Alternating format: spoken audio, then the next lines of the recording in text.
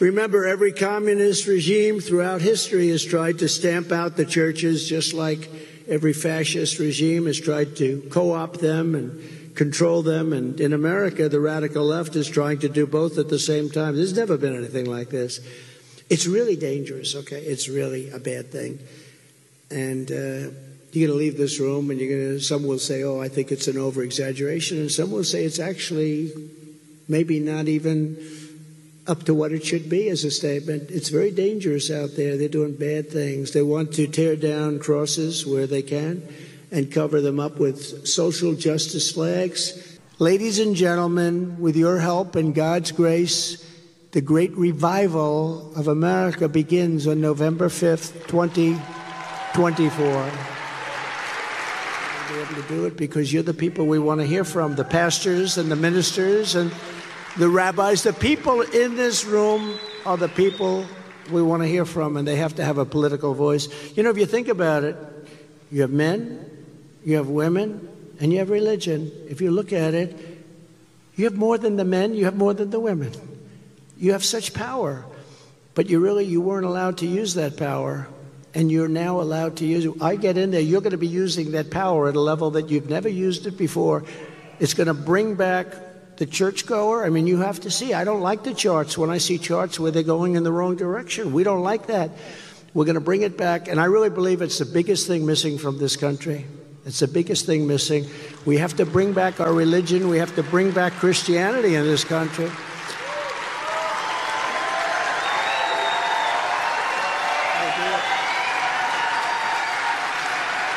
Thank you.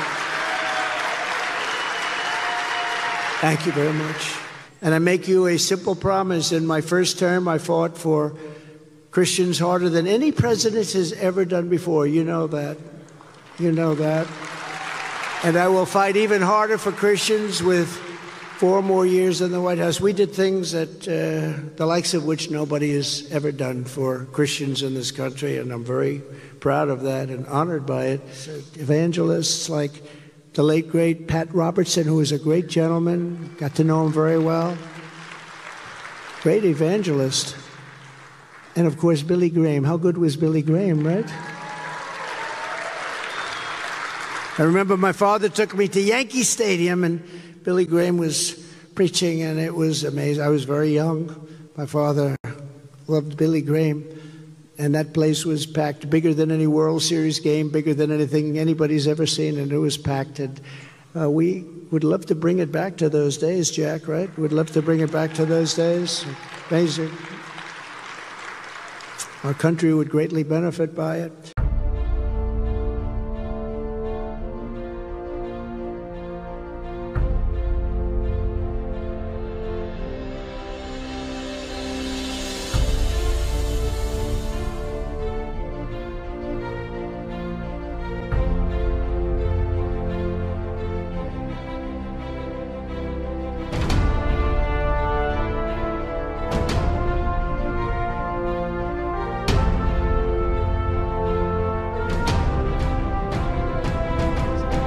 Sunday laws will come, persecution will come, but nothing of that sort is in the pipeline at the present time, nothing that we have understood. I believe what's happening to our country is that there's a horrible erosion of the soul of America.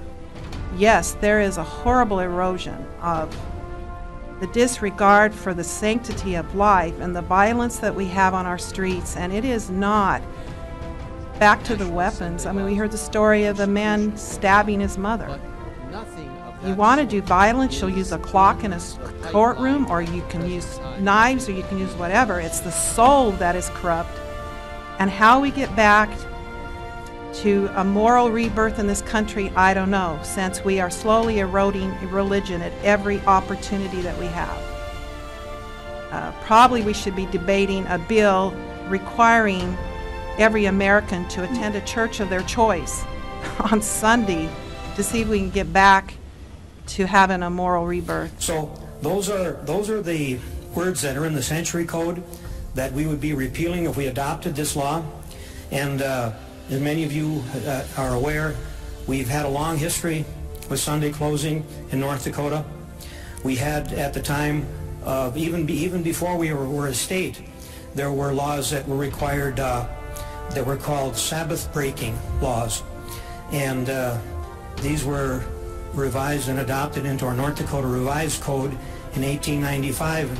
They said you could not do one of the five, or any one of the five: servile labor, public sports, trades, manufacturers, and mechanical employment, public traffic, and serving process. Well, those were forbidden.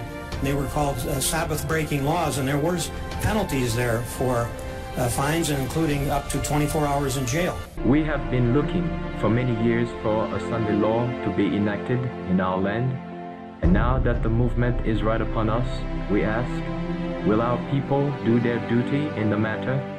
Can we not assist in lifting the standard and in calling to the front those who have a regard for their religious rights and privileges?